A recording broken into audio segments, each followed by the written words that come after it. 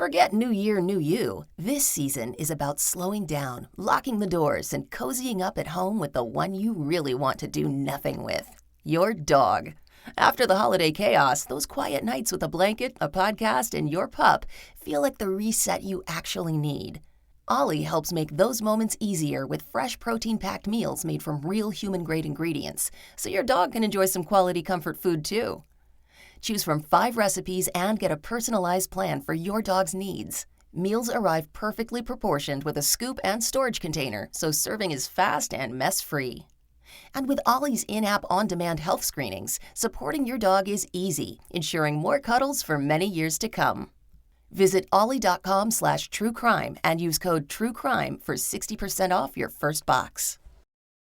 Good morning, Tyler. Good morning. I just have to ask you a few questions about the agreement you have with the state of Connecticut, okay? Tyler De Silva took the stand on day 7 of Lido Valle's murder trial. He told the jury he has an agreement with the state of Connecticut. It was signed by Tyler, his attorney, and parents in December 2022, about 7 months after the stabbings at 43 Laurel Glen Drive. Is the agreement that in consideration for your information during the investigation, during any potential hearing, trial, grand jury, you're to provide truthful testimony in consideration for that. You would not be prosecuted for anything that you were associated with on May 14th of 2022. Yes. He said on the night of May 14th, 2022, his friend Jack Snyder picked him up to go out. He brought 2 bottles of alcohol with him. He said they drank a little bit in the car. They went to Lido Valle's house and picked up Lido and his girlfriend Mackenzie. Tyler said he couldn't recall if Jack drank anything, but he and the others all had some sips of alcohol on the ride. They then went to a party on Lazy Brook Road, which he described as a typical high school party. It was all kids from St. Joe's High School. He said they all drank alcohol while they were there. At one point, some kids who were not from St. Joe's came. One time, 2 individuals came up, said they were invited to the party of the younger son of Maddie Leifer, who was having the party. And basically, she said they couldn't come in because there was way too many people already. And said, can you just tell them to leave?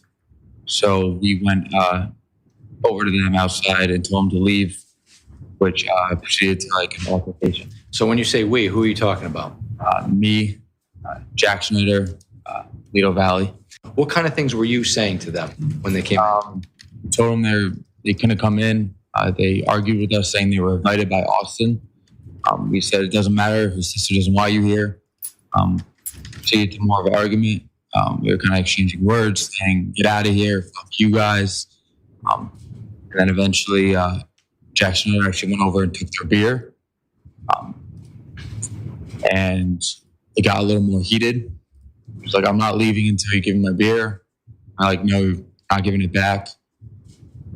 And it led to a fight. He said Jack threw a punch, and that's how it started. And then they began to fight. The defendant came from the side and sucker punched him. And then he ended up almost falling down into a corner. And I actually came in, threw a couple punches myself. Where then when I was standing over him, we began to be broken up. The defendant was wearing a motorcycle helmet. And he, all fierce, headbutted him down. Did he headbutt him more than once? I only saw one time. The prosecutor played a video of the fight that someone had recorded on their cell phone. Tyler agreed that in the video, he sees Lido throw a punch first, but said that's not how he remembered it. After the fight ended, words were exchanged, and the other guys, who he now knows were Ryan Hines and Griffin Marcinzik, left. The party continued until his friend's mom came downstairs and told everyone they had to leave. They looked to see if there was another party, but nothing seemed to be going on. They thought about driving around to find something to do when a group chat started. In today's episode, we're going to finish off the Lido Valle trial. This is Jillian in partnership with Law and Crime. You are listening to Court Junkie.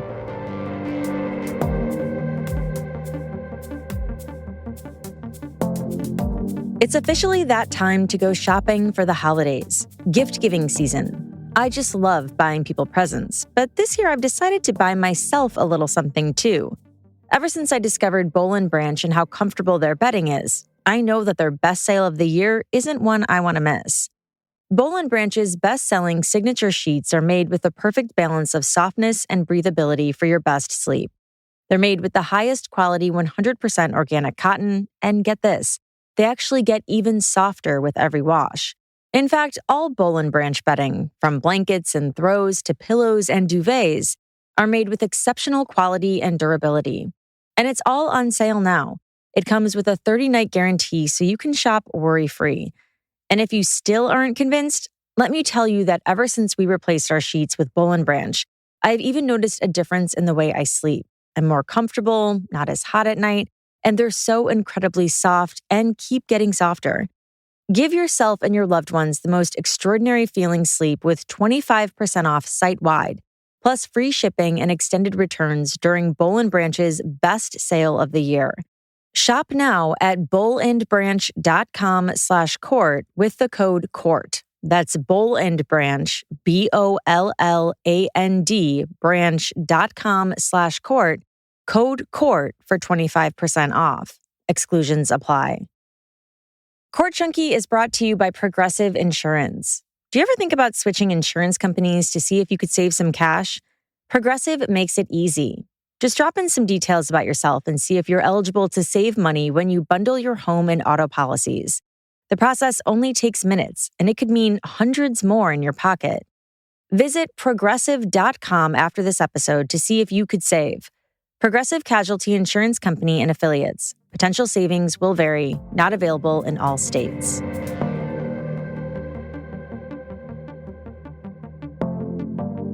According to Tyler Da Silva, on the night of May 14, 2022, as he and his friends left the party on Lazy Brook Road, Jack Snyder was driving. He was in the passenger seat. Lido, Will, Keenan, Dimitri, and Mackenzie were all in the back. They headed to Trumbull High School to figure out where to go next. So you mentioned this group chat. At what point were you added to the group chat? Were you added to the group chat before or after you got to Trumbull High School? Before, like on the way. And were you able to view what was being said in the group chat? Yes. Now, without telling us what was said, what was the overall tone of the group chat when you were on the way to Trumbull High School? Aggressive, violent, almost like people looking to pick fights. And did you say anything in the group chat? I did not. At some point in time when you got to Trumbull High School, was there anything in the group chat said about meeting up at Trumbull High School? Not that I knew of. Okay. Do you recall whether or not the defendant said anything in the group chat about meeting up at Trumbull High School? Not that I know of. During the group chat, was there any talk in the group chat about fighting? Yes. Okay. Tell me about that. Tell you about talk? Yeah. There's basically another group of individuals telling us to come meet them at a certain place, and us saying to come, like we're going to come, or come to us, or we'll fight. He was shown the text messages. He said Lido wrote in the chat, "Come to Trumbull High, slide right now." He said no one showed up. They talked with some other kids they knew who were there. What kinds of things were you telling them at Trumbull High School? So they came around when we were looking to leave, and we had a conversation with them saying, would you guys come with us to 43 Glen? And what was the purpose of them going to 43 Laurel Glen with you? To fight. And you had the address of 43 Laurel Glen. How did you get that address? All the shown kids in the group chat were dropping it in. He was asked if just prior to leaving Trumbull High School, he and Lido had a conversation about going over to 43 Laurel Glen. He said yes. Tell me about that conversation. What was it like? What was he saying? He was just saying, yeah, let's go fuck these kids up. Like, we already fucked them up once, kind of laughing about it. I was agreeing, yeah, let's go fight these people. He said they arrived at Laurel Glen and stopped in the middle of the street in front of the house. Someone in the car told the group chat they were there. Then, about 35 to 40 kids ran out of the house. So the car was surrounded quickly by a ton of people. The kid on my right, I started saying like, what happened? One of our boys saying you jumped him. And I was like, I kind of lied to him, said, no, we didn't. What do you mean? And then the kid that actually got in the fight earlier that night came over to my side and started screaming at me, fuck you. So I started screaming back. And this is when it kind of almost got a little chaotic. And the car started rocking a little bit. You could feel it getting kicked. Yeah. Did the defendant say anything at this point in time? Yeah, he did. What did he say? He was screaming out the window too, like, fuck you guys are pussies. Now, when the kicking and punching of the car happened, how long did that go on for, would you say? I would say around 15 seconds. And after 15 seconds, what happened? Lito actually said drive to Jack. Jack started like almost like inching and people started to get out of the way and then he drove. He said they drove forward and then stopped down the street. And what happened? The car stops. Kenzie's actually screaming, let me out. She's crying. We all get out. Jack stays in the car. We all else get out. I start looking at the car, the damages. There's dents. There's a shattered windshield right in front of me. The car is very beat up. The defendant gets out as well, and he's looking at it too, and going around seeing the bumpers kicked in, dents everywhere. I was like, how the fuck can they do this? Like, this is going to be very expensive for Jack himself, right? And then the defendant was with me while looking at it, and his demeanor was more, fuck these kids. Like, you really going to let them do you like this? And not to say, yes, I was upset as well, but I just like basically came to a conclusion with Jack. I asked him, bring me back down there, let me go talk. Now, when you said that the defendant was saying, you're going to let them do you like that, how was his demeanor? How was he acting? Angry. Was he more angry than anybody else? I was sad. He agreed they could have gone home or could have called the police about the damage to Jack's car, but they didn't. He said he knew someone who knew Tyler Rich, who lived at 43 Laurel Glen. And so he said he felt like he could go talk to Tyler Rich. He, Lito, and Jack got back into the car. And when you were getting into the car, what, if anything, was said when you were getting into the car? I heard the defendant say, Jack, give me the knife. And did you see a knife that night? I did not. Did you see Jack hand the defendant the knife? I did not. And when you were getting back into the car, did you have a knife on you? I did not.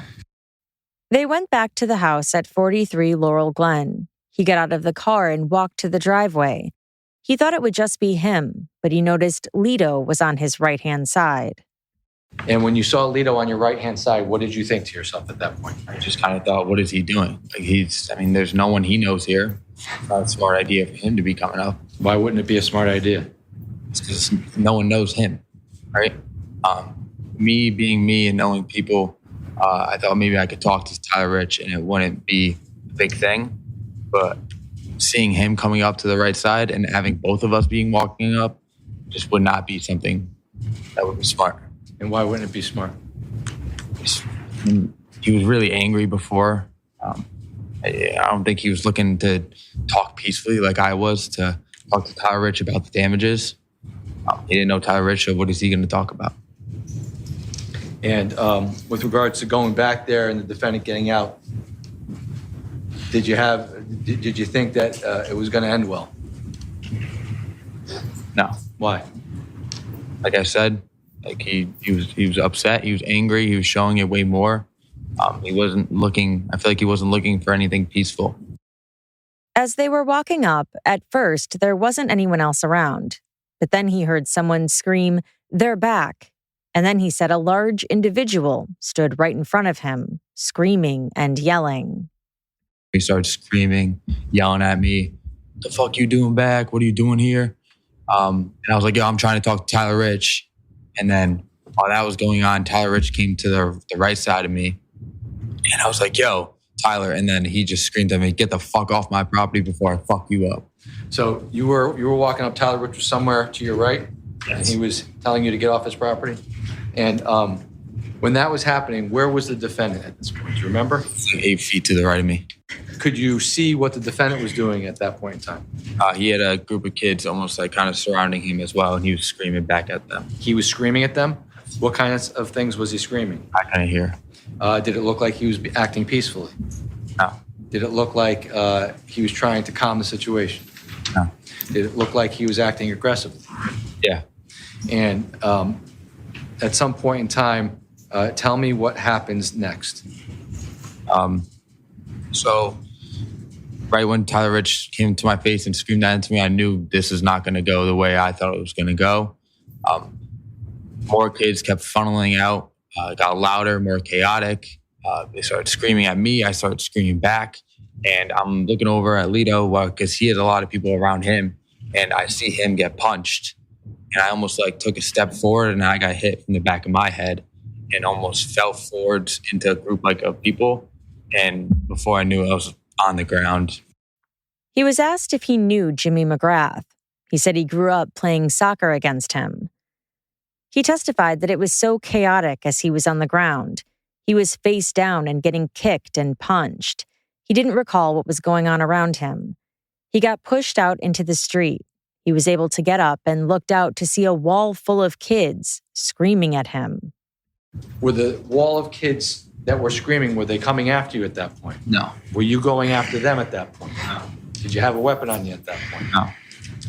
Did you were screaming back at them? I was, yeah. They were screaming at you? Yes. Was the fight over at that point? My knowledge, yes.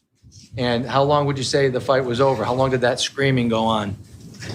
Like five seconds. And after that 5 seconds, what do you remember doing?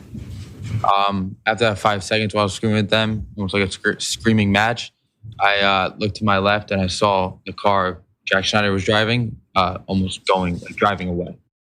He was asked if he recalled Jimmy McGrath being part of the fight at any time, and he said no. He said he ran at Jack's car, screaming for him to stop. He got into the back seat.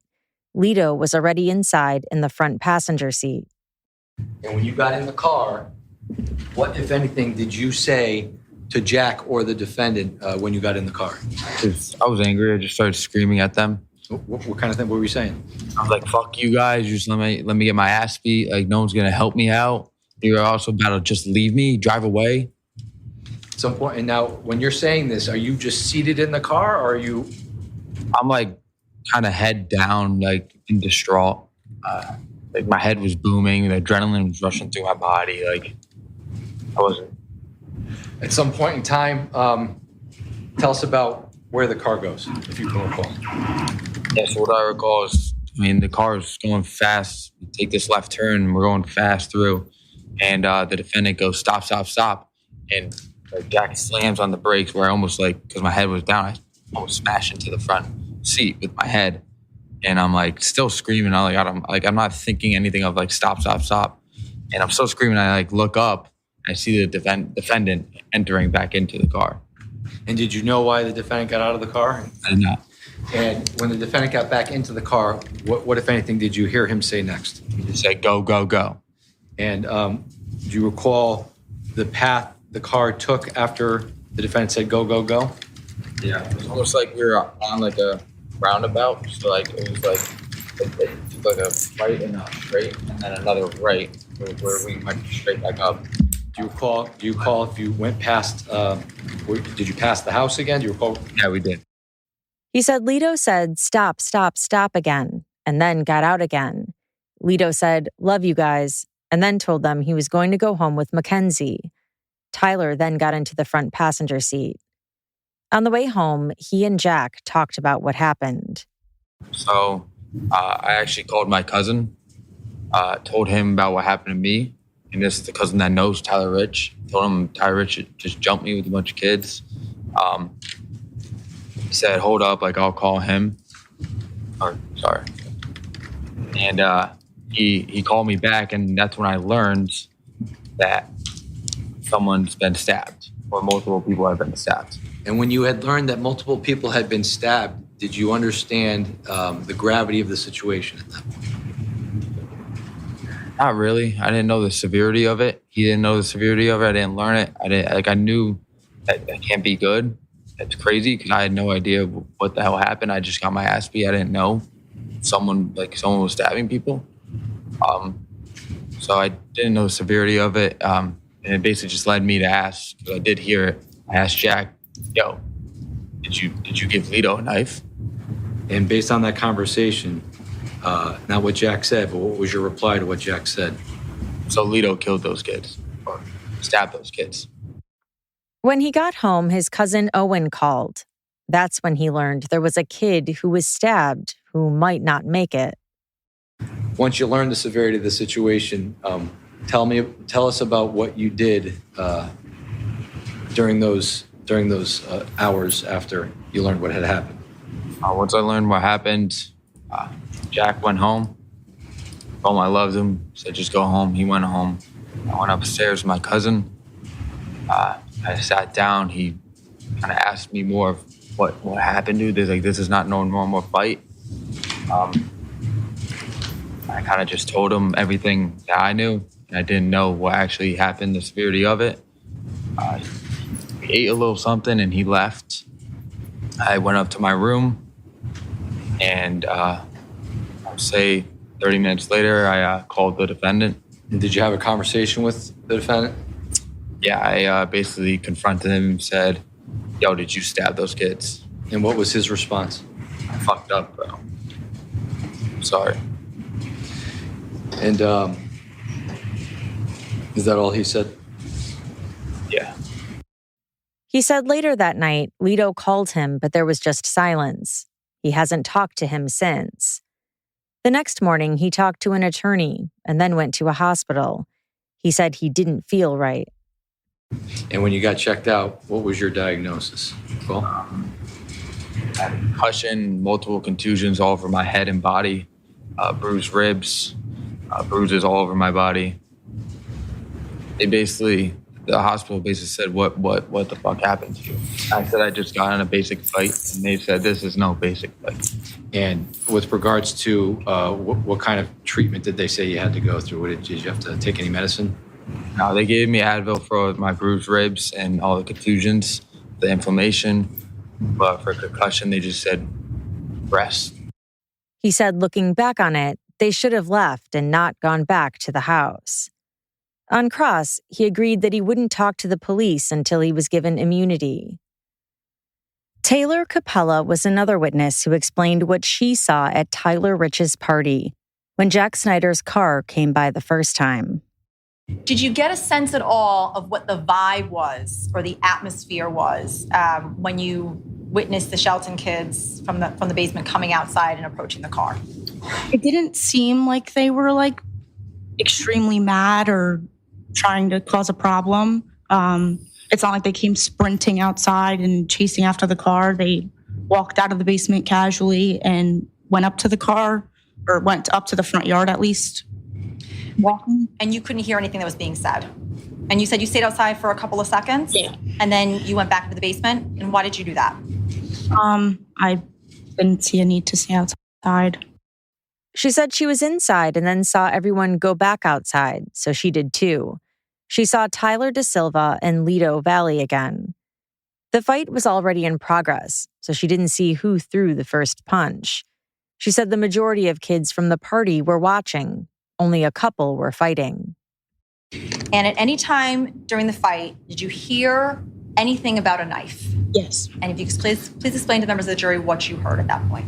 I heard Charlie Connery screaming, "He has a knife, he has a knife." And are you familiar with Charlie Connery? Yeah. Are you familiar with his voice? Yeah. Were you able to tell it was him? Yeah. And when you heard he has a knife, what was going through your head? I was just like, oh my God, what's going on? Are you talking about he has a knife? Did you know who he was referring to when you heard he has a knife? She became very emotional on the stand, and so I'm going to quote her testimony instead of playing it. She said it was at that point that she saw the defendant near Jimmy and he was lunging towards him. She said, I just saw him go up to Jimmy and Jimmy stays there for like 2 seconds. And I looked over and saw Tommy. There was a flashlight pointing down at Tommy's leg and he had blood all over his leg. And I looked back at Jimmy, and at that point, his shorts were just all bloody, and I just stood there. I didn't know what to do.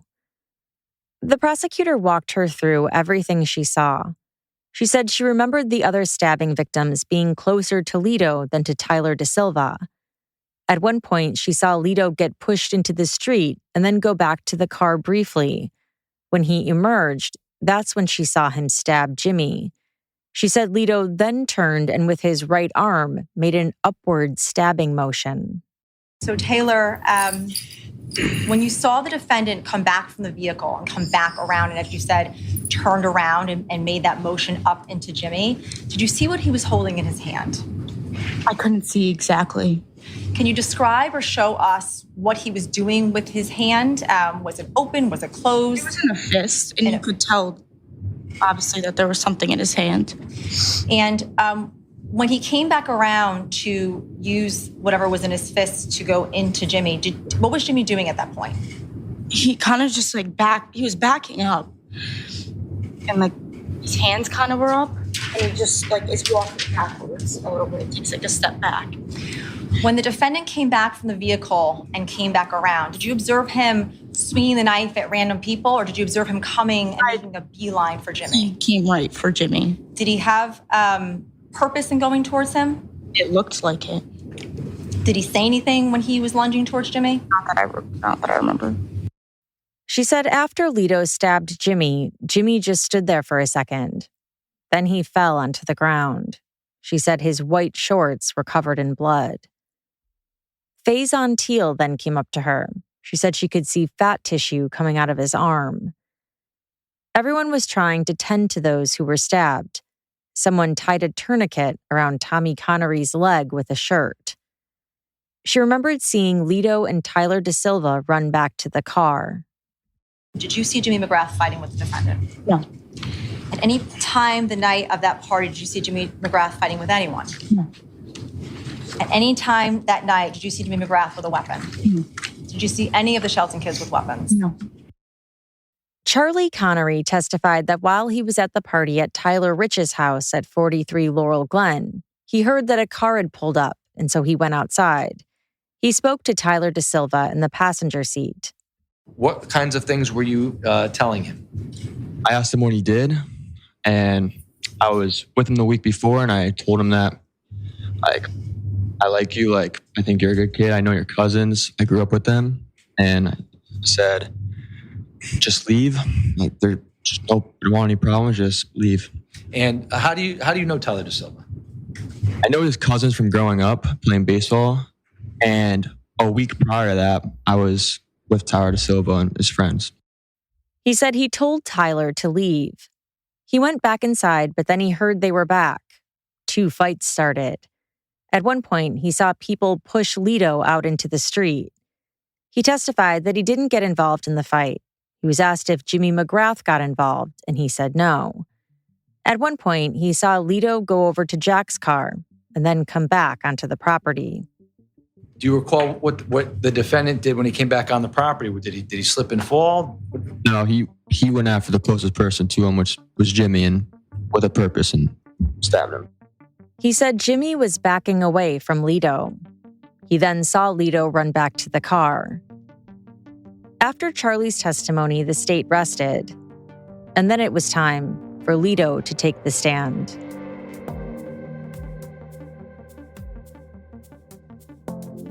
I'm a 2 cups of coffee a day kind of girl. In the morning, I like to enjoy a hot cup right when I get out of bed and before the kiddos wake up. And then in the afternoon, I'm feeling more like a cool latte, which is where Laurel's lattes come in. For the last few months, I've been enjoying a Laurel's latte pretty much every afternoon. I've been keeping inventory in my fridge at all times. Now, most canned lattes, to me, taste either too sweet or kind of fake. Laurel's is the first one that actually tastes like something I would get at my favorite coffee shop. They use simple ingredients and A2 dairy, which a lot of people find easier to digest. Look for Laurel's in the grab-and-go cooler at Whole Foods. The classic vanilla latte is my personal favorite. It's balanced, not overly sweet, just a really good everyday pick-me-up. And they have other flavors too, like their dirty chai latte. So if you want a canned latte that tastes really darn good, grab a Laurel's. I keep buying them because they simply taste better. Give it a try the next time you're at Whole Foods, or you can get them online too at drinklaurels.com. That's drink, LAURELS.com.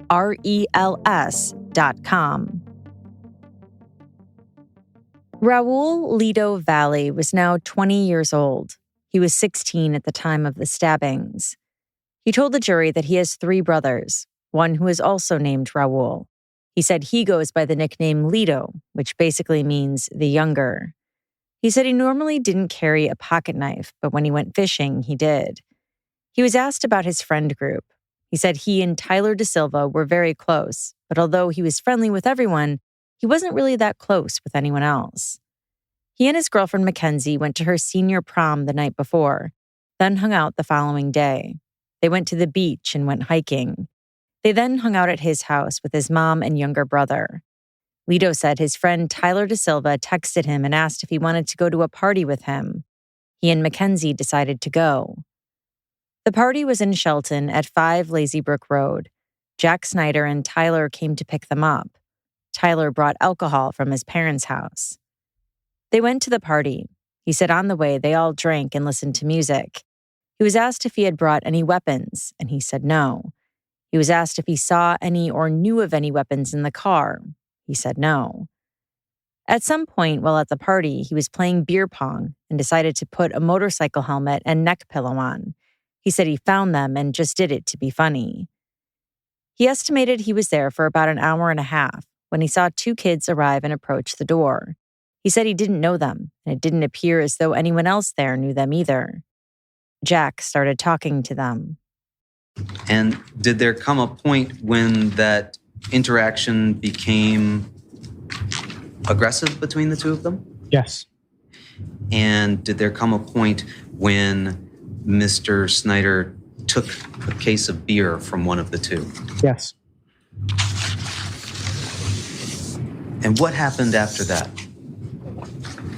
I moved out into the driveway, and then a fight started. When you went outside, what were you wearing?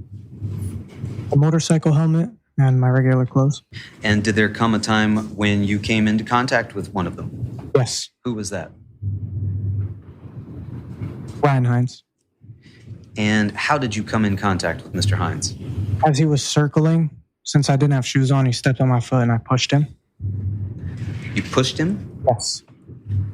Did you punch him? No. After you pushed him, did you continue to attack him? No. What did you do? He tackled Jack and was beating on him while he was on the floor. I'm sorry? He was beating on him while he was on the floor. Who was beating on him while he was on the floor? Ryan was getting the better of Jack. He said he started pulling Ryan off of Jack. You started pulling him off? Yes. Did you take off your helmet? No. Did you swing your helmet? No. Were you intending to fight Mr. Hines? No.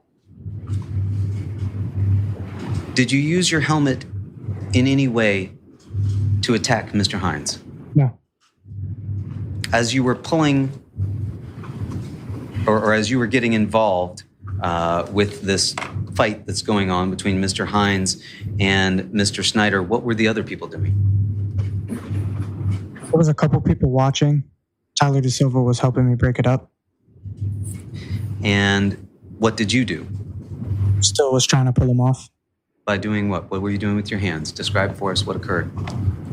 I was grabbing him by his waist, trying to pull him off of Jack. You were grabbing Mr. Hines by the waist? Yes. Were you punching him?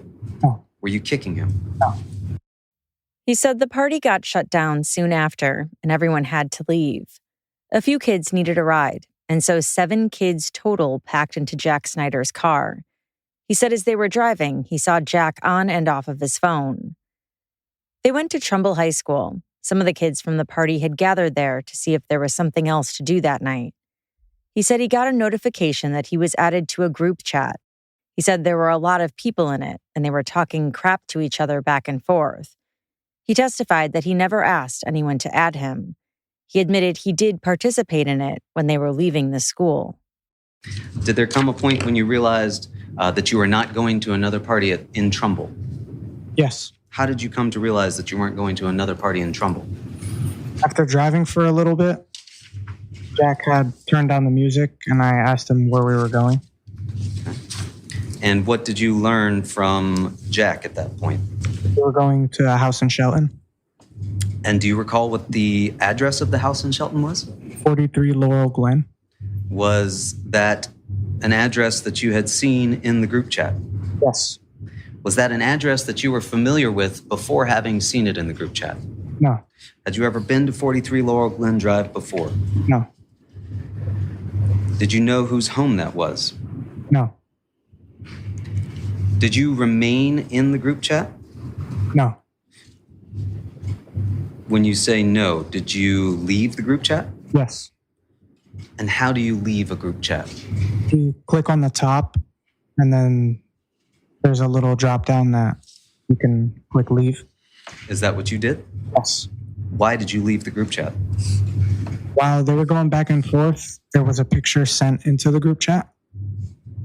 What was that picture? It was just a group of kids, and upon looking at the picture, I noticed that I recognized a few of the kids that were in the picture. How did you recognize those kids that were in the picture? A couple of the kids, I wouldn't say I was friends with, but I had seen them at other parties, drank together, stuff like that. Did you recognize any of those kids from 5 Lazy Brook? I don't remember. Did you understand that those were the same kids that were texting the address of 43 Laurel Glen Drive? Yes. Why did seeing that picture cause you to leave the group chat? I don't want problems with people I'm like cool with. He was asked if while driving there, Jack seemed upset to him. A little bit. When you say a little bit, what about his appearance indicated to you that he was upset? At Trumbull High School, there was a few people like teasing him for basically losing. Did Mr. De Silva appear upset to you in the car? No. When they pulled up to 43 Laurel Glen, kids started coming up to the car. He said he recognized one of them, Ricky Fiola. He had hung out with him before at parties, and they talked. He said the car was surrounded, and a few kids started shouting at Jack. But other than that, it was peaceful at first. Did you throw anything outside the window of your car? No. Did you see Mr. Snyder throw anything outside the car? No. Did you see Mr. De Silva throw anything outside the car? No. Did you see anyone inside your vehicle throw anything outside the car? No. Are you certain that people were on all sides of the vehicle? Yes. And you've described at least one of these conversations as taking a turn and becoming more aggressive. When you say more aggressive, you described yelling. Yes. And could you see the faces of the people that were outside the vehicle? No. Could you hear threats? Not that I can remember. Could you see people hitting the car? Yes. What did that feel like inside the car? It's weird to describe. I've never been in a situation like that. They were just punching and kicking and hitting the car from everywhere. On all sides of the vehicle? Yes. He said he felt the car begin to rock. He told the jury he was nervous and in a bit of a panic. He had never been that panicked before. He said Tyler looked pretty scared too. He was worried the kids were going to break the windows, and he wondered why Jack wasn't driving away. Jack finally drove down the street, and when the car stopped, he, Mackenzie, and Tyler got out.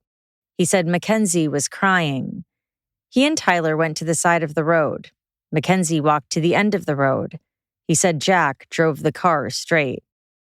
At some point, he saw some of the kids from the house come running down the road.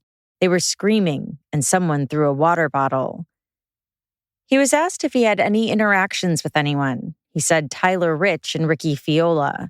He said they first ran past him and chased the car as Jack drove away.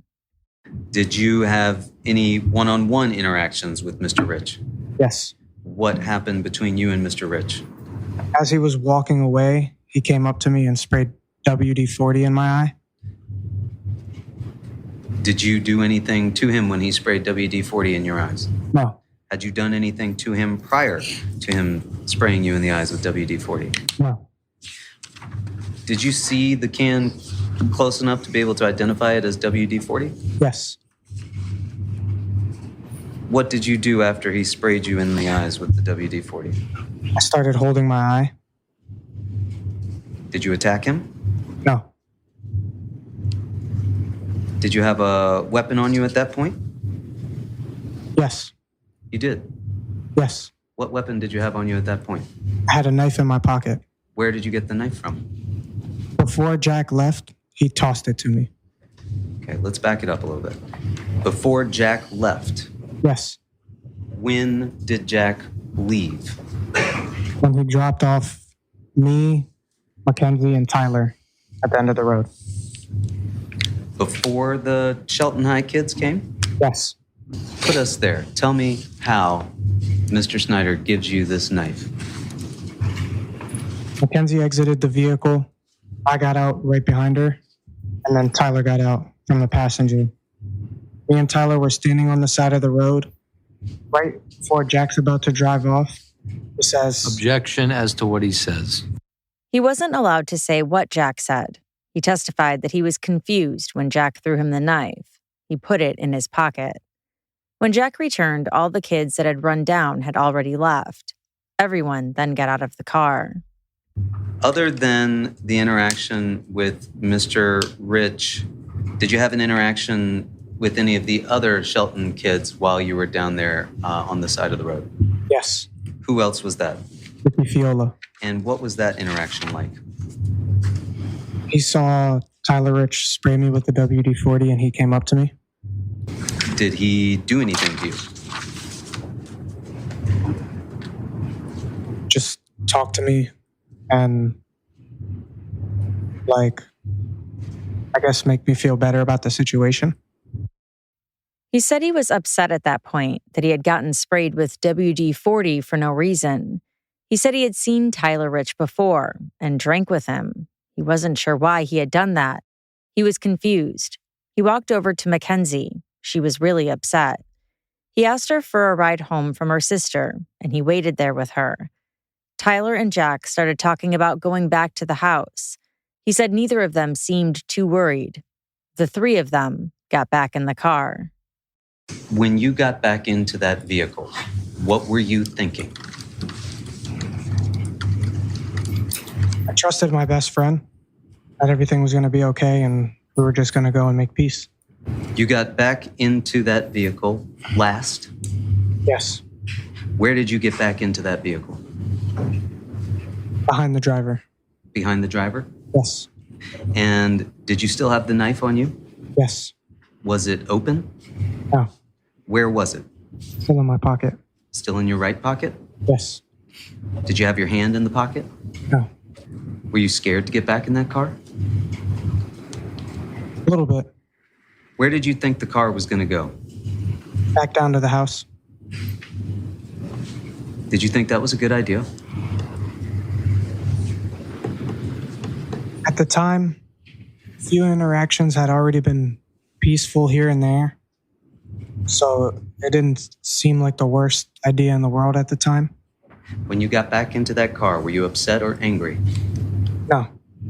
Not about your eyes being sprayed with WD-40? No. On the short drive back to 43 Laurel Glen, it was silent. He said no one said anything. When they pulled back up, he saw about 10 people in the yard. When Jack stopped the car, Tyler opened the door and got out. He walked over to the lawn. Lito said as soon as he saw Tyler get out, he decided to follow him. He testified that since he knew a couple people there, he thought he could try and ease the situation too. His attorney asked him where the knife was. He said in his pocket. He told the jury that about 30 people approached them, spread out in a line almost. He said he was talking to people and Tyler was talking to people. He estimated about 10 of them. At first, he and Tyler were next to each other, but then so many kids surrounded them, he could no longer see Tyler. He testified that he was nervous. There were a lot of people surrounding him. He told the court that he was trying to have a conversation with Ryan Hines. He said Ryan started yelling at him, and so he stuck his hand out and started backing away. He said Ryan then smacked his hand. He said he backed away further. As you began to try to back up, what happened at that point? I got hit. Where did you get hit? It was the side of my head, I want to say, but I couldn't really tell where. And when you say it was the side of your head, could you tell which side? I only found out after. And how were you feeling at that point? Everything just went black. When you say everything went black, what's the next thing that you remember? My face was in the ground. Could you see where Tyler DeSilva was? What could you see? Just the ground. And people were just stomping and kicking and punching everywhere. Did you have the knife in your hand at that point? No. Where was the knife? It was in my pocket. Could you see any way to escape? No. Did you try to get up? Yeah. Could you get up? No. Why not? There was just so many people hitting me and just everywhere. What could you hear? They were yelling and it was so weird. They were just yelling like, I can't even describe it. Could you see any way to make an escape from your position? Where were the other people that were kicking you, as you've described it? All around me, on top of me, behind me. Could you see who was on top of you? No. Could you tell what the person or persons that were on top of you were doing? Hitting me. Where were they hitting you? My head, the back of my head. Kicking like the front of my face, my ribs, everywhere. Did you get the sense that they were going to let you up and let you go? What did you do at that point? I went to cover my head in like a fetal position. Did that seem to have any effect? What did you hope would happen if you went into the fetal position? That they would stop. Did they stop? They did not.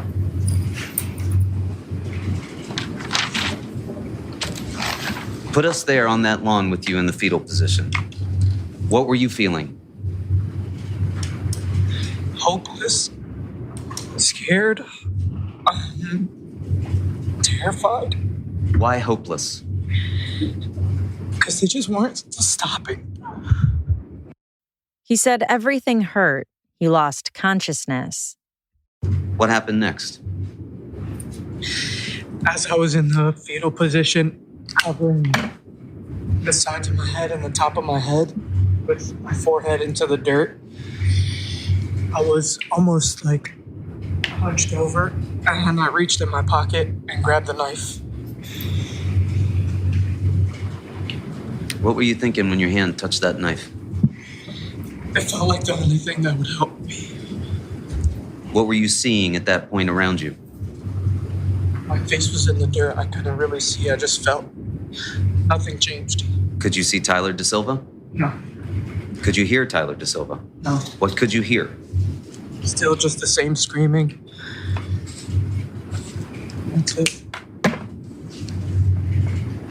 Did the group give any indication that they were going to stop or let you up? No.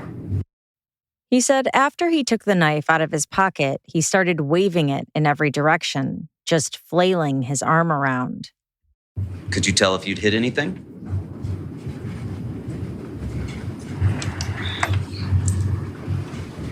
Did that seem to have any effect on the attack? No. It made me more scared. Why did it make you more scared? Because it didn't change what they were doing, and it didn't stop them from doing anything. Were they still kicking you? Yeah. Was someone still on top of you? Yeah, there were so many people on top of me. Were you able to get up at that point? No. What happened next? I kept flailing my arm around, just trying to get him away from me. Were you aiming for anyone? No, Were you aiming for Ryan Hines? no, You weren't trying to kill Ryan Hines? no. What about Tommy Connery? You stabbed him 4 times in the leg. What were you trying to do to Tommy Connery? Get them away from me. Did there come a time when it was just you and Ryan Hines fighting one-on-one?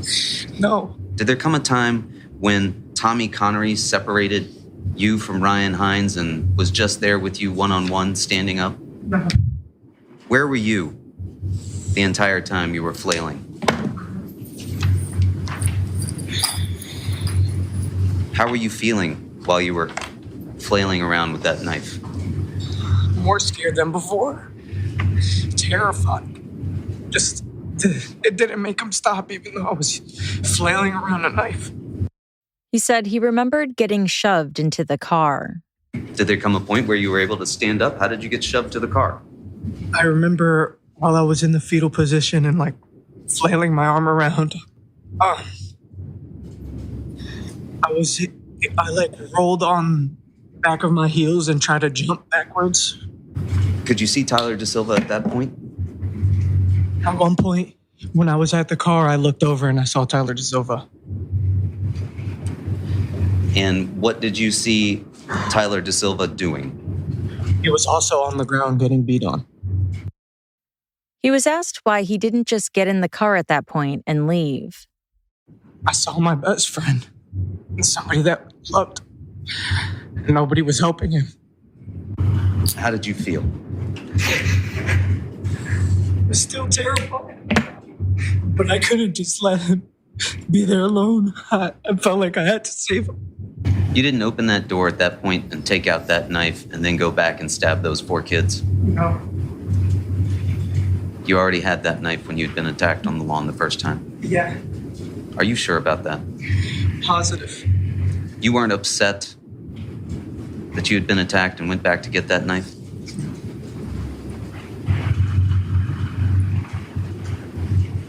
Had you known about that knife being in the car prior to that evening? No.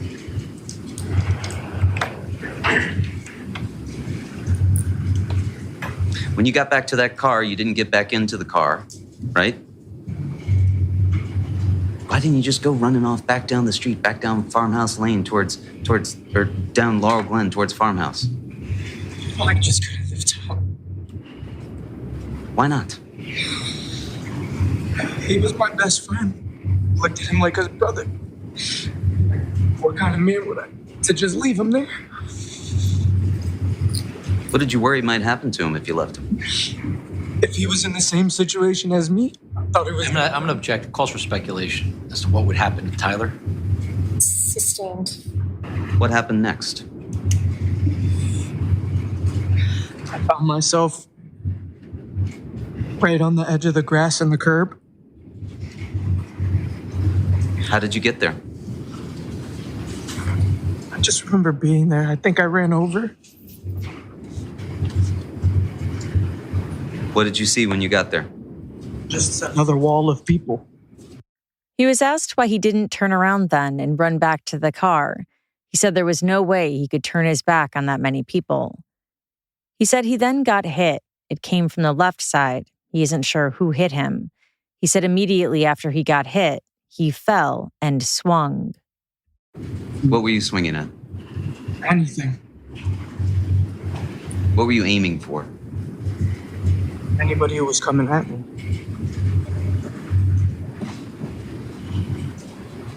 Did Matt Lockovich hit you? I couldn't see who hit me. Did Jimmy McGrath hit you? I couldn't see who hit me.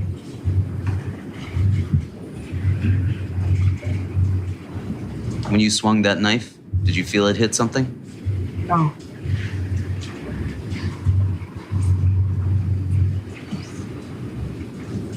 How were you feeling when you swung that knife?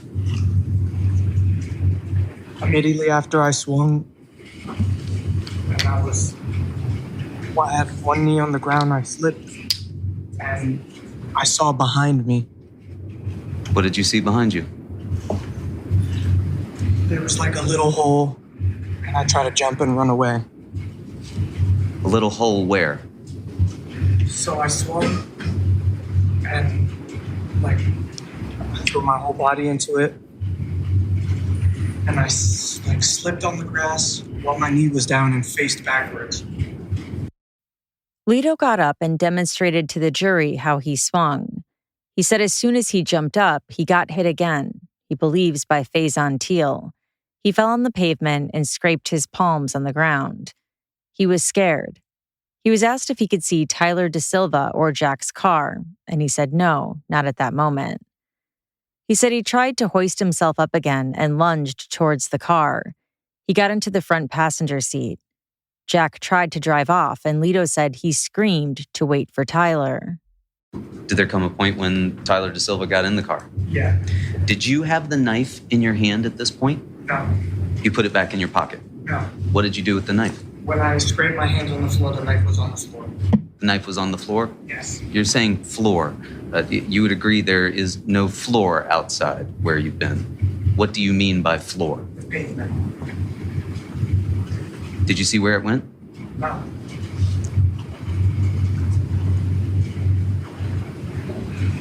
Did you try to pick it back up? No. Why not? I just wanted to get to the car. Did you see Tyler De Silva with the knife when he got into the car?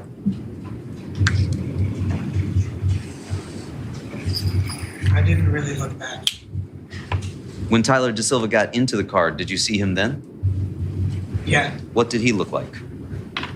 His face was destroyed. And he was holding his head in his hands. Was he bleeding? Yes. Where?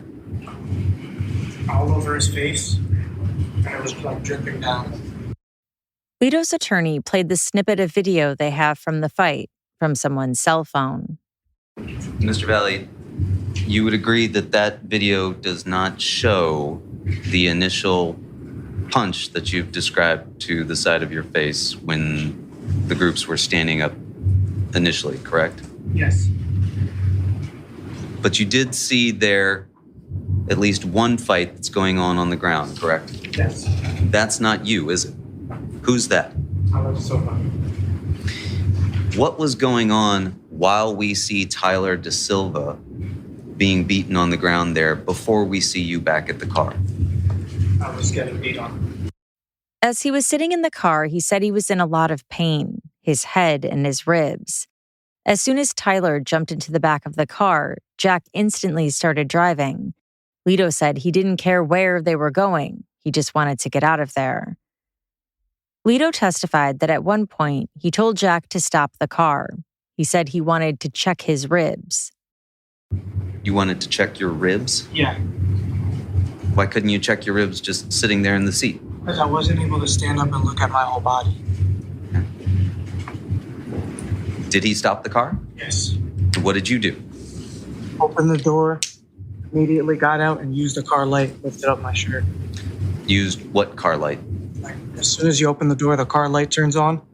I was facing the car, right in where the door turns, lifted up my shirt, looked at myself, and then jumped back in the car. And what did you see?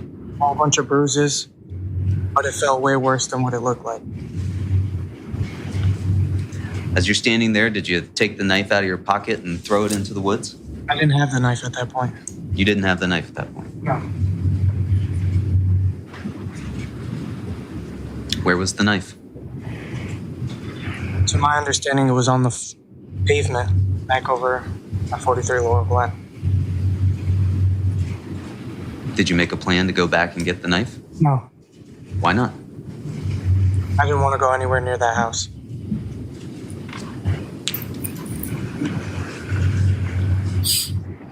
Did Jack Snyder indicate to you that he wanted his knife back? No. He said he jumped back into the car and Jack started driving again. He said he was terrified, in shock, and was shaking. Tyler was screaming at Jack and holding his head. The car stopped again. He saw Mackenzie's sister's car, and so he got out. He was asked what Tyler did, and he said he didn't turn around. He got into Mackenzie's sister's car. He said he was still in shock and scared.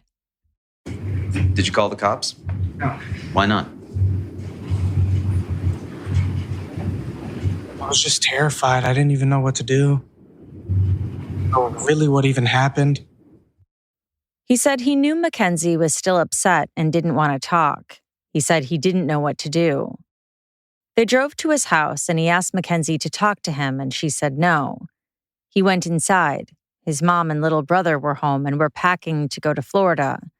He said his mom started screaming and crying when she saw him, and his brother was holding his mouth open. Did you explain how you'd been injured? At that point, I didn't really know what to say. I couldn't even understand really what had happened, detail for detail. I remember telling her that I got attacked by a whole bunch of people. She just kept screaming and crying. What did you do then? I started crying. And then I remember going upstairs to the bathroom and just washing myself off. What time was this? I don't really know. Did you go to sleep? No. What did you do? It was just, my mom was panicking. And she asked me if I wanted to come to Florida with her.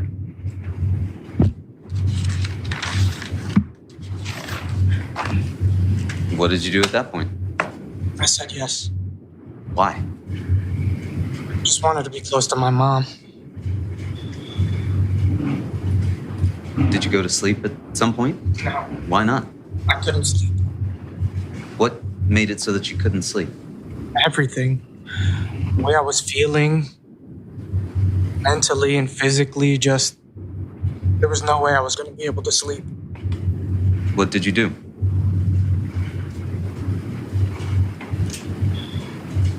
Everything was so fast. I think I packed like a little backpack, and then we left. While he was packing, Mackenzie texted him. What were you thinking while you're writing those texts? Overwhelmed and shocked. I just didn't want her to worry. Were you thinking you could concoct some sort of a story that no one would know you'd been there? I'm object. It's leading. Sustained. You knew you had been there, did you not? Yeah. Or objection. It's leading. Sustained. That's to be stricken. Call will strike the answer. Jury, please remove it from your notes. Did you expect her to believe that you had not been there? No. I knew she knew I was there because she was with me. Why did you say those things to her in that text? Panicking, and I just didn't want her to worry at all. At that point, did you think that someone had died? No. He said he remembered trying to call Tyler to see if he was okay and to see what was going on, but he didn't answer. He went with his mom and brother to Florida. As they were leaving the airport in Florida to go to a rental car place, that's when he found out about the injuries and stuff. What did you find out? That somebody died. How did you feel when you learned that? I kept saying, no way. Like, that's not possible.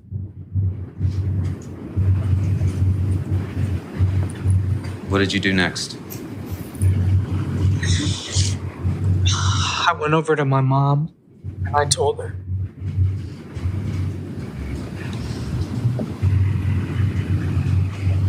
Did you stay in Florida?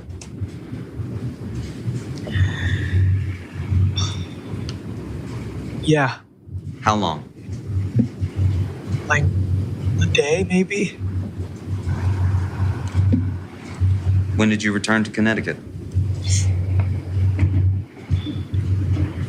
Not sure, a day or two.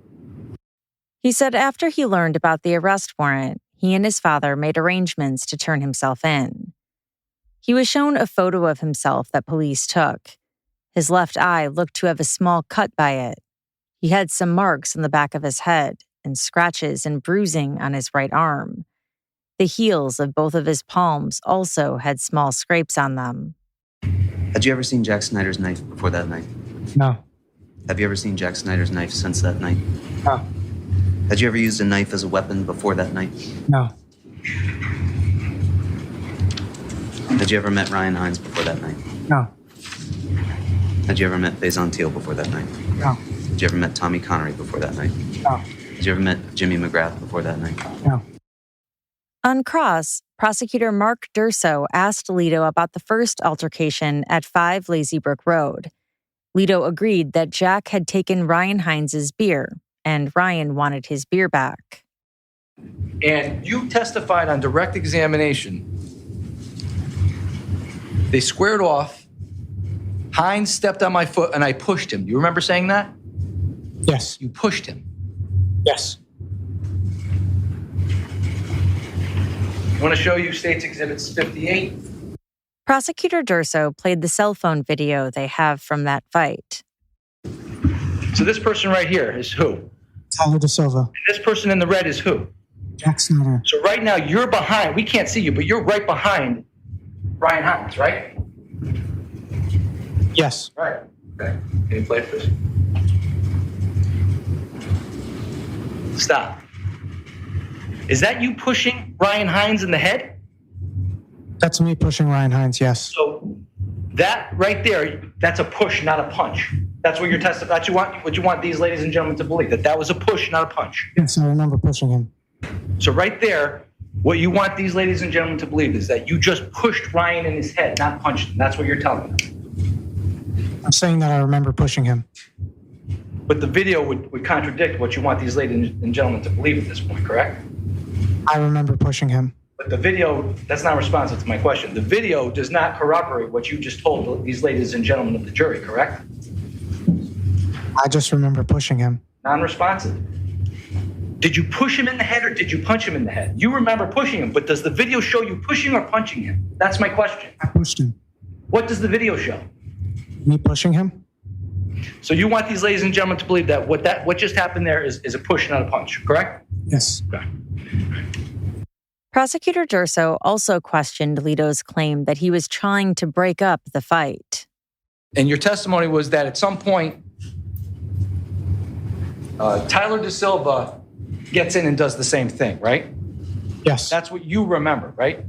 Yes. But isn't it true that Tyler jumps in and also punches Ryan when he's on the ground? I think so. I don't remember that happening. Isn't it also true that at some point in time, towards the end of this fight, you use the helmet that's on your head and you slam it into Ryan's head? That's not true, no. That's not true? Is that not what you remember? Or is that what you're saying is that the video is false? I never did that. You never did that? Okay. So let's play the rest of this video and then we'll go to the slow-mo. The video played again. That's you right there, right?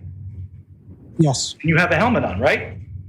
I had the helmet on a lot at the time. Play it.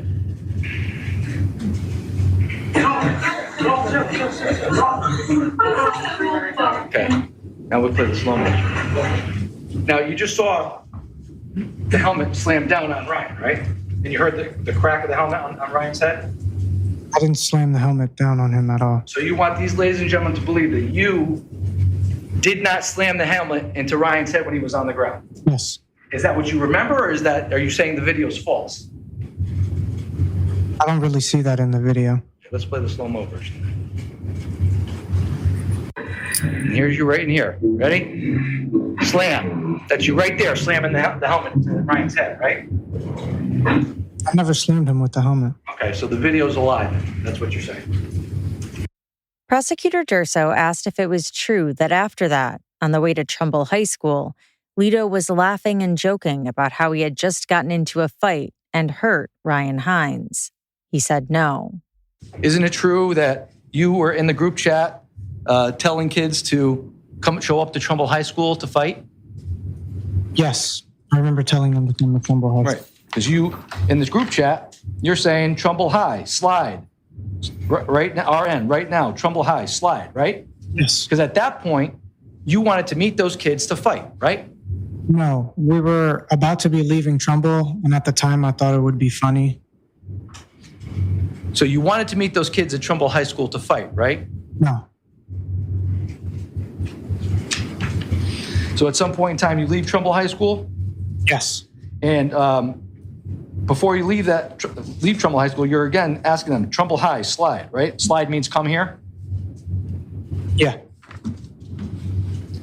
And at some point in time, you're in the group chat and you realize that the other kids are talking about an address, right? They said, we're going to drop the Addy, right? Does that mean address? You're saying the other kids were saying that? Yeah, people were talking about giving you an address. Someone was saying, we'll drop the Addy, right? You remember seeing that in the group chat? No, I remember just seeing the address. Okay. Do you recall when someone indicated that we dropped the Addy, you said send it in the group chat? No, I don't remember that. May I approach the witness, Your Honor? Lito agreed that it shows that he sent that text, but said he doesn't recall that. He also doesn't recall repeating the address. Prosecutor Durso asked about when he got out of the car with Mackenzie after Jack drove away from their initial confrontation at 43 Laurel Glen. So at some point in time, there's a conversation. You say on direct examination, there's a conversation between Jack and Tyler in this area, right? You don't know what the conversation's about? It was something. I don't want to know what it was about. Do you know what it was about, or yes or no? Somewhat, yes. You know somewhat what it was about. So, and based on that information, you were still scared. Yes. And you were still concerned. And you were still worried about what could happen. Yes. And at some point in time, Jack gets in the car. Yes. Tyler gets in the car. Yes. And you get in the car. Yes. And you're still concerned. Yes. Right? And you go back down to 43 Laurel Glen, right? Yes. Because you're still concerned. Right? My best friend was gone. I was going with. Non-responsive. I would ask them, that's to be stricken. That's going to strike the witness's response as non-responsive. Call for a yes or no. Thank you. Prosecutor Durso seemed doubtful that Lito was just going back to the house to try to talk things out with the guys there. And you're going to go and talk to some kids that had just damaged the car, right? Yes. Threw stuff at the car, right? Yes. Bounced on the car, right? Yes. Almost withdrawn. Did these things for about a 30 to 40 second period, right? When you were initially in front of 43 Laurel Glen? I don't know how long it was. Was it fast? Was it fast interaction or was it slow interaction? I can't remember. But nevertheless, these are the kids that damaged the car, right? Yes. And you were going back to talk to them, right? Yes. These are the same kids, right, that you said you were very concerned about. Yes. You were very worried about. Yes. You were panicking when this was going on, right? Yes. But you went back to 43 Laurel Glen, right? Yes. You could have stayed at the corner of Farmhouse Road and Laurel Glen and waited for Mackenzie's sister to pick you up, right? Looking back, that's what we should have done. Move to strike as non-responsive.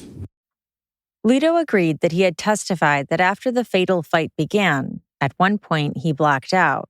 He couldn't say for how long. Showing you States 95. Picture of a replica of the knife that you had that night, correct? I never looked at it. You never looked at it? But it was a knife that opened in this manner, correct? You had to open the knife? I don't even remember opening it. You don't remember opening it? Well, was the knife opened in your right pocket when it was in your pocket? I don't think so, no. No. So if this was the knife, or if this is a copy of what the knife looked like, it would have been closed in your pocket, correct? Yeah. Right. So when you're on the ground, you stick your right hand in your pocket, you take the knife out of your pocket, correct? Yeah. And then you proceed to open the knife, right? No, I don't remember. My other hand, I remember, was the whole time holding my head. So you opened that knife with one hand? Yes. You recall doing that? No, I don't remember opening the knife. Prosecutor Durso then challenged him about his testimony where he said he flailed his arm with the knife in his hand. Prosecutor Durso compared that scenario with the victim's injuries. And when you take the knife out, you have it in your hand, your right hand, right? Yes. And you have it in your hand like this, in your fist. Yeah. And the blade is up this way, Yes. right? And you say on direct examination you were flailing your arms. Do you remember saying that? And you indicated that you were swinging the knife, right? Yeah. Show you states 56. This is Ryan Hines. You remember Ryan Hines from that night? Yeah. This is the kid that you say you pushed at Lazy Brook and then did not slam in the head with your helmet. Remember that? Yes. He's got a lot of facial injuries. Would you agree? No. No? States 83. Would you agree, Mr. Valle, that Mr. Hines has contusions on his head, correct? I see the one on the top of his head. You don't see the ones on the side of his head? You don't see that his nose is broken here? That, on the side, it just looks like acne. States 84. You see the contusion on his head? Yes. That wasn't caused by your helmet? Did you do that at 43 Laurel Glen? No. So somebody else must have done that. Yeah, I guess. You have the knife in your hand, and you have it in the fist, right? States 87. And you stab Ryan Hines in his chest and puncture his lung, correct? Yes. Like this, right? Wasn't aiming or anything. And you stab him in the side. States 89, right? That's not a swipe. Would you agree? That's a stab wound, right? I was flailing my arm around. That was a stab wound, right? I was flailing my arm around. So you're indicating that this is a swipe? Objection, Your Honor. I think that mischaracterizes the testimony. Sustained. States 91. You were flailing your arms. He stabbed it again in the left side, correct? Yeah. So he stabbed 3 times, right? Yes. States 54, Faison Teal. You remember seeing him there that night, right? I think so. And you stabbed him, State 70, once in the upper extremity, in his left arm, right? Yes. While you were flailing your arms. Yes. He agreed that after he stabbed Ryan Hines, Tommy Connery came over. Remember Tommy Connery? States 55? That's Tommy Connery, right? Yeah. And you're down on the ground, right? You're bent over, right? No, you're not bent over. It's on the ground. You're on the ground. And you go after Tommy Connery, States 77, and you stab him 4 times in his leg, correct? I didn't go after anybody. In the snippet of video prosecutors have of the fight, Lito can be seen going back to the car at one point. Prosecutor Durso played it for Lito after Lito said people were chasing him there. Who's this person right here running back to the car? Who's chasing him? If you back it up a little bit, you see all those people, right? No, they stopped. Back it up. Back it up. Back it up. Right here, right? These kids right here? Yeah. They're chasing you? They stopped. Right? I didn't look backwards. But they stopped, right? The video shows that they're stopped here at this point, right? They're not chasing you up to the car, right? The camera turns. Play it again. Just keep playing. That's you, right? Yes. And you're at the car by yourself? Stop it. Do you see any kids coming now from your left side if they're chasing you? I didn't look that way. But in the video, they're not chasing you, right? I didn't look that way. My question to you is, in the video, they're not chasing you to the car, right? No? No. They play it.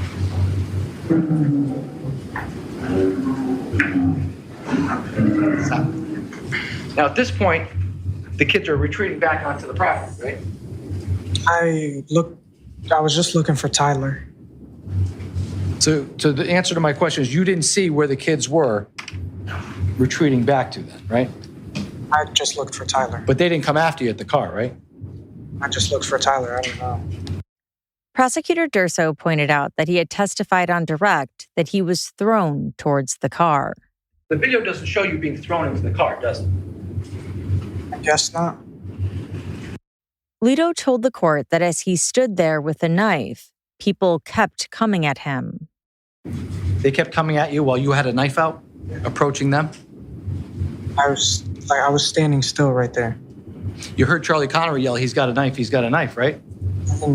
I just heard screaming. I couldn't. At the time, you don't recall hearing that during the incident, right? But on the video, you hear him yell, "He's got a knife," right? And you're saying that people engaged you while you had a knife at this point in time? Nobody backed up. Nobody backed up, but nobody attacked you. They were stepping forward, and somebody ended up hitting me. You couldn't see who hit you. Oh. Prosecutor Durso asked about what happened to the knife. At some point in time, very shortly after you getting in the car stops in a cul-de-sac, right? I don't know where it stopped.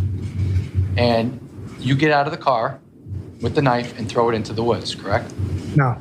So your testimony today is that you get out of the car, you tell Jack to stop, right? Yes. You get out of the car, right?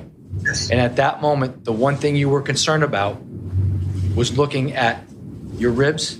That was your testimony on direct? Yeah, I had a very sharp pain on my rib. You weren't concerned with the fact that you just stabbed 4 kids at that point, right? I didn't know who got stabbed or where they got But stabbed. you recall stabbing some kids at the party, right? I was just flailing my arm around. So you had no idea you stabbed anybody at the house? No. Lito was then asked about the text messages he sent to Mackenzie. You talk to your girlfriend, and you tell her, "I didn't do anything, I wasn't there, stop texting." You know that was a lie, right?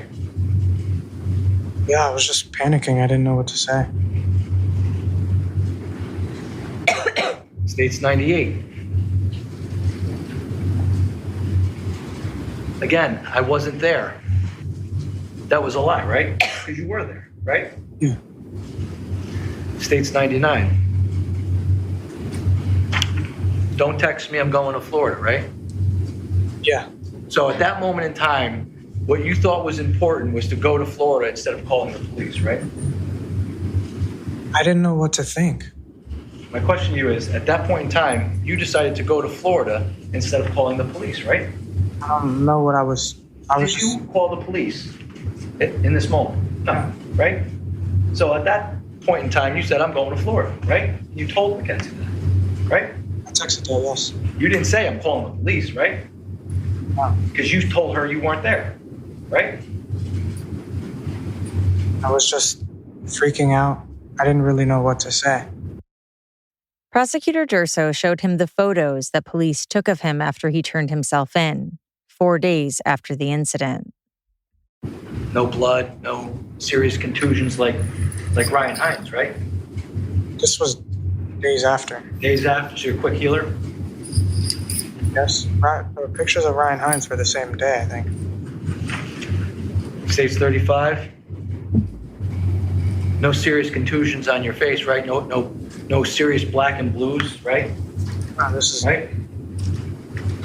This was 3 days later, right? I don't know how many days. He agreed that he didn't see anyone else with any weapons that night, although he said he didn't look. There were 4 people that were stabbed that night, right? Yes. And those 4 people had 9 stab wounds, correct?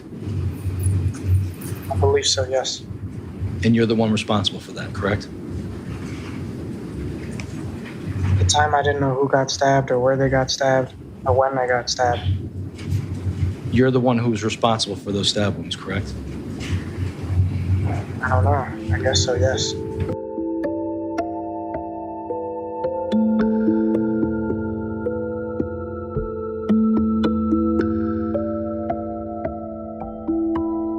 In his closing arguments, Prosecutor Durso told the jury that they heard from a lot of witnesses about what happened the night of May 14th, 2022. He said they all had their own accounts, and he reminded the jury that they were all teenagers at the time. It was a horrific event. But the main story is the same. The main story is the same.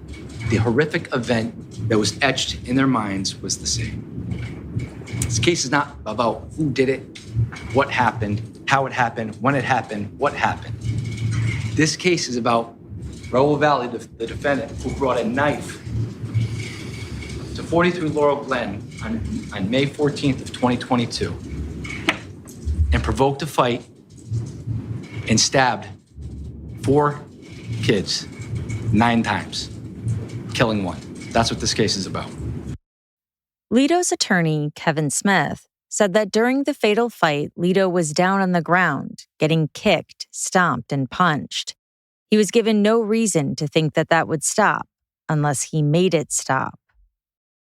Nobody's saying, that's enough, guys. Everybody up. Just a few licks and then we'll let them go. That didn't happen. What did happen? People joined in the fray. There were at least 15 to 20 people out there, at a minimum. And you know that because if you watch that video, you can count them. Some of them couldn't be identified. Those are at least the people that we can see. And Mr. Valle's down on the ground, getting kicked, punched, can't tell what's going on around him. Ryan Hines is on top of it. And Ryan Hines is punching him in the face. And Ryan Hines tells you, I didn't think he was aiming for me necessarily. Because he wasn't. He reaches in his pocket and he takes out the only thing that he's got there. The only thing at that point that he thinks is gonna make them stop because they've not given him any reason to believe that they're gonna do so on their own. And maybe you're thinking to yourself, well, yeah, but he said he brought a knife to a fist fight. No, he didn't bring that knife to that fist fight. He had that knife in his pocket because Jack Snyder took it out and threw it to him. And he's got some kids running down the way. He drops, picks it up, sticks it in his pocket. That knife was a tool. It was the only tool that he had available to him to survive that night. That was the specific intent that he had. The state's charged specific intent crimes. Again, they're right about specific intent, but it's not specific intent to murder. It's not specific intent to assault. It's specific intent to survive. Because he had no reason to believe they were gonna just let him go, that was gonna stop. They were intent on pummeling him into unconsciousness at best, serious physical harm, almost certainly, and no way to know whether or not that was gonna stop until he was dead. Just not. The jury deliberated for 3 days. They sent 2 notes at different points, saying they were hopelessly deadlocked on the reckless manslaughter and assault charges. Finally, the judge accepted a partial verdict.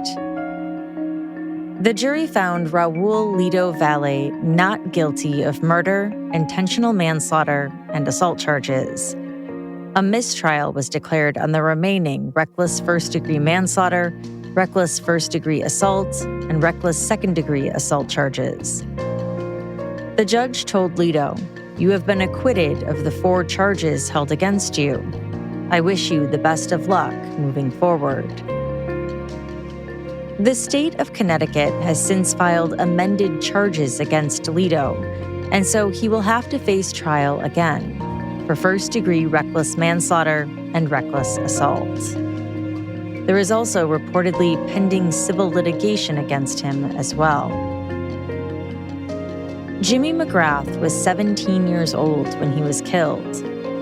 According to his obituary, quote, Jim was born on December 18, 2004, and was always a positive, loving, and caring person.